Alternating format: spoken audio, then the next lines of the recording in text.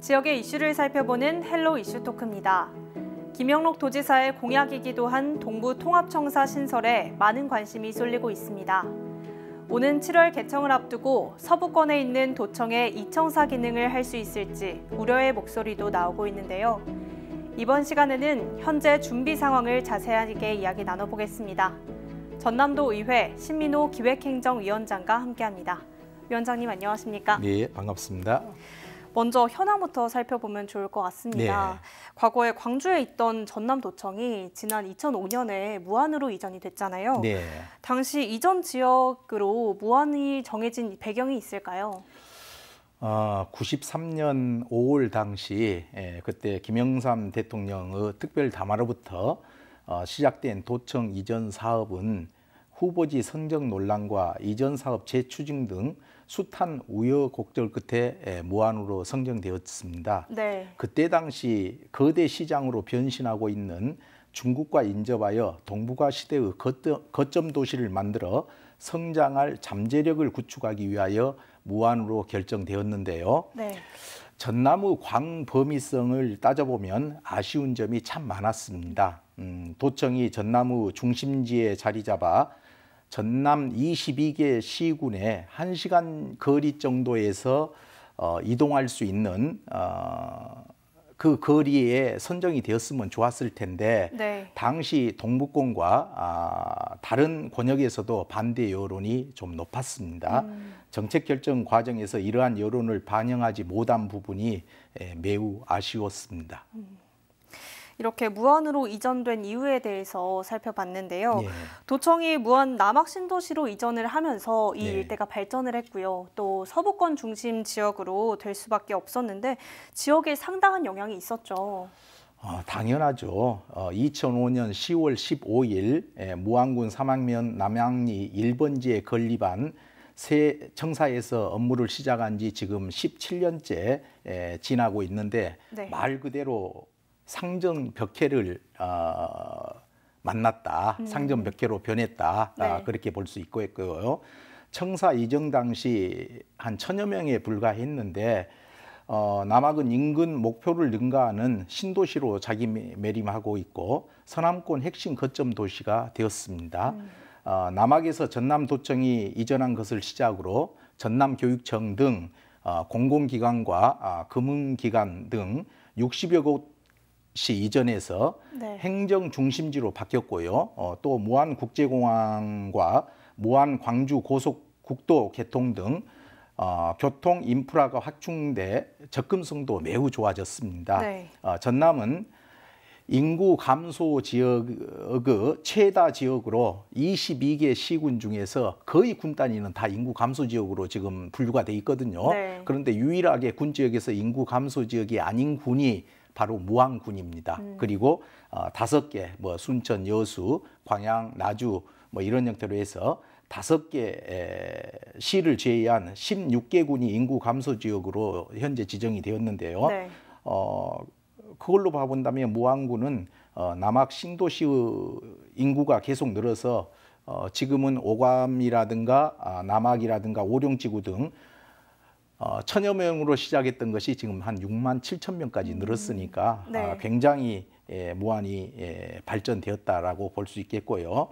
또 남학 신도시 효과를 무안군은 톡톡히 누리면서 인구 9만 명을 넘어서 전남 군 지역에서는 제1군으로 부상했고 또 교육의 어떤 중심지로도 지금 발돋움하고 있지 않는가 네. 그렇게 생각을 합니다. 그런데 이 도청이 서부권에 있다 보니 네. 동부권 지역민들이 이제 업무를 보는데 많은 불편함을 겪고 있는 상황이잖아요. 네. 그래서 동부권 인구는 전남 전체 인구의 절반을 가까이 차지해야 하기 때문에 더욱더 이런 어려움에 대한 목소리가 나오고 있는 것 같은데 예. 구체적으로 어떤 어려움을 겪고 있나요?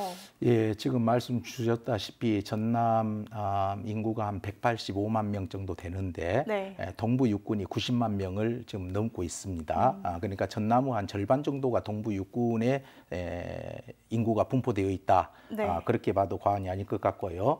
근데 도청이 무안군에 소재하다 보니까 동부권 주민들은 민원 업무를 보기 위해서 자동차로 편도 2시간을 이동해야 하는 불편뿐만이 아니라 네. 소외됐다는 지적이 꾸준히 제기돼 왔습니다.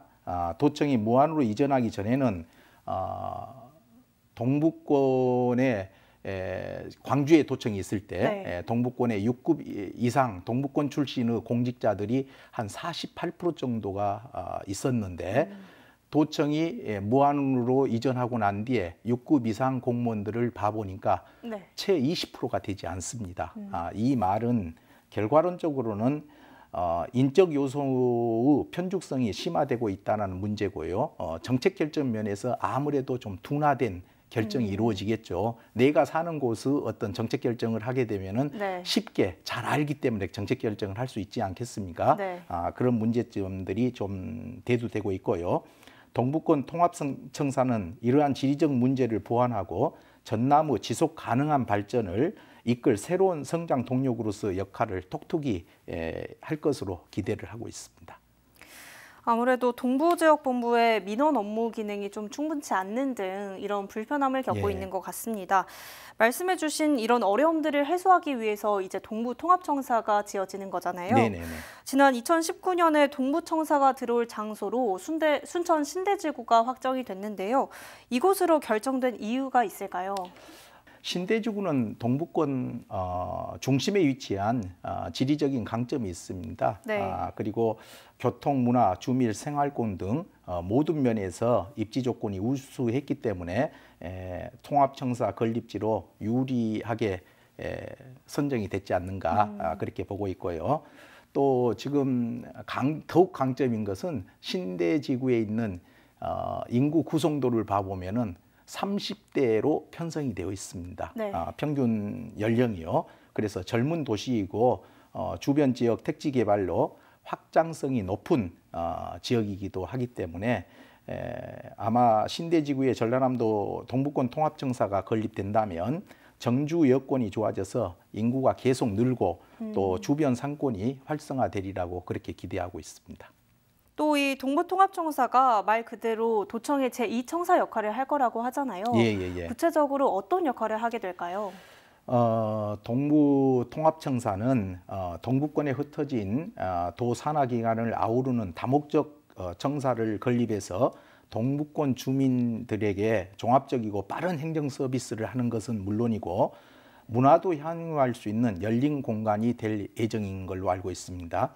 또 동북권 주민이 도청을 방문하지 않고도 민원을 처리할 수 있도록 행정 정상망과 연결된 스마트 민원실이 들어서고요. 뭐 대강당, 또 북카페라든가 다목적 전시실, 또 열린 회의실, 또 도심 정원 등 지역면이 편리하게 이용할 수 있는 소통과 휴식 공간도 대폭 확충된다라고 그렇게 지금 계획들이 나오고 실질적으로 지금 공사가 그렇게 진행된 걸로 알고 있고요. 또 청사 개청을 앞두고 무엇보다 조직 개편이 가장 큰 관심사가 아닐까 싶거든요. 어떤 부서를 옮기는지에 따라서 동부청사의 역할이 달라지기 때문일 것 같은데요. 우선 도지사님께서는 4개 실국 체제로 확대 개편하겠다라고 말씀해 주셨고요. 또 위원장님께서는 3개국 이상으로 확대돼야 한다고 촉구하셨던 걸로 알고 있는데요. 관련해서 자세한 계획이 있을까요? 7월 개청을 목표로 지금 조직 개편을 추진 중인 것으로 알고 있고요. 또 김홍록 도지사께서 지난 2022년 지방선거 때 4개 실국체제로 확대 개편하겠다는 공약을 이미 밝힌 바 있지 않습니까? 그래서 전남도는 현재 내부적인 계획 수립 단계로 사실 아직까지도 오늘 점심 때도 제가 확인을 했는데 어떤 부서가 옮길지는 또 어떤 부서가 이전할지 구체적인 내용은 아직 발표가 되지를 못하고 있고요. 현재는 동북권 지역 여건에 부합하는 기능 이관 등 방향성만 제시한 상황입니다. 아무래도 동북권 지역 특성상 어떤 실국이 와야 되는지 여러 의견들이 나오고 있을 것 같은데요. 위원장님께서는 개인적으로 어떤 의견이신가요?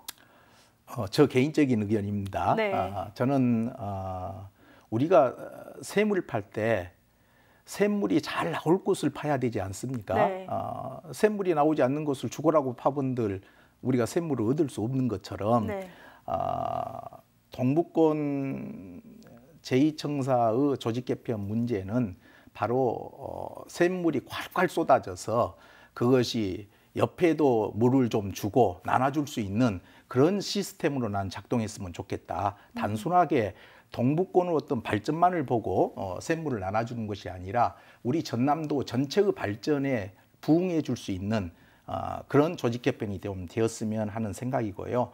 하나를 가져와서 2개, 3개로 확대, 분열될 수 있는 그런 형태의 조직 개편이라면은 굉장히 좋은 방향이지 않을까 생각을 하고요.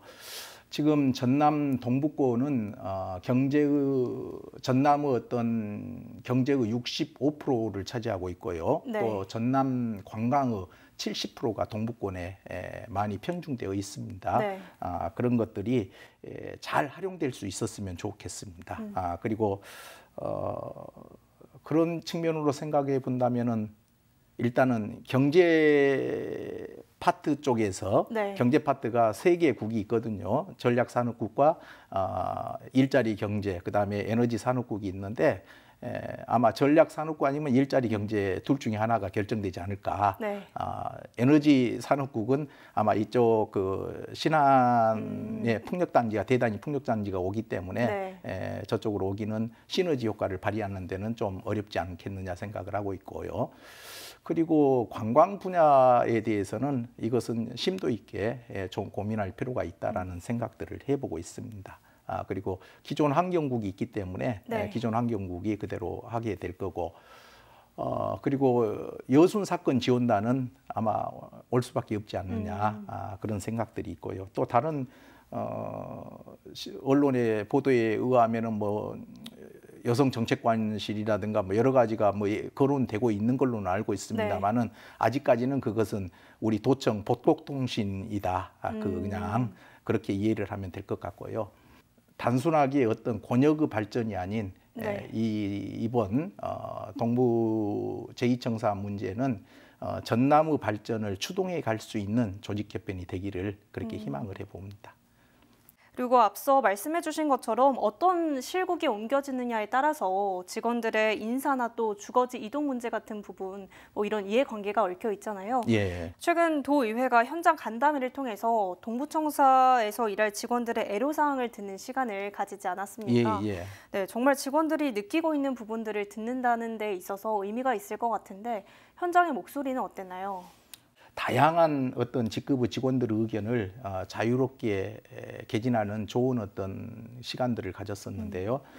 그 중에는 지난 그 간담회가 2월 22일 동부지역본부에서 직원들의 근무 여건과 복리 후생에 대한 고충과 애로사항 등 현장의 목소리를 들었습니다. 그런데 그 중에 첫째는 인사적 문제가 좀 대두됐었어요. 일할 때나 회의 참석은 본청과 똑같이 하고 저희들도 일을 열심히 하고 있는데 좀 그런 부분에서 금평이라든가 이런 부분에서 다소 좀 소외된 것 같다라는 솔직한 이야기를 하시더라고요. 어떤 직원은 전남도청 본청의 23층에 내가 근무를 하는구나 라고 어떤 꿈이 부풀어서 갔는데 한 달 만에 본인의 뜻과 상관없이 동부지역본부로 발령을 받아서 지금까지 임하고 있습니다. 라는 얘기를 들었을 때 좀 마음이 좀 그러더라고요. 근데 지금 현재까지는 전남 동부 환경국이 있기 때문에 환경직과 녹지직들이 주되게 지금 많이 근무를 하고 있어요. 그러니까 이분들은 본청과의 어떤 그런 소통도 제대로 되지 않는 것 같다. 그런 의견도 좀 있었고요. 그래서 일단은 인사적인 어떤 불이익, 어떤 외청으로 취급되는 일은 없게끔 우리 의회에서도 지금 정부과에도 그 홍보 얘기는 했었고요.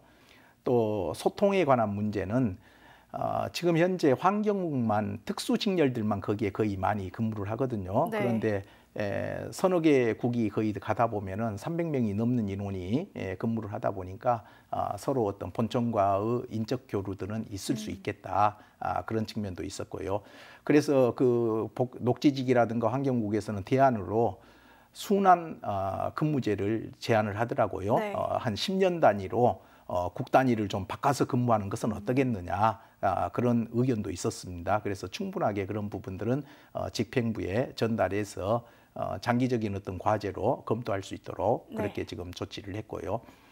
또 뿐만 아니라 지방행정부지사 신설도 추진 중인 걸로 알고 있거든요. 네. 그런데 이게 행안부의 승인을 거쳐야 하고 또 제도를 개선해야 되는 등의 문제가 있어서 쉽지만은 않을 것 같거든요. 예.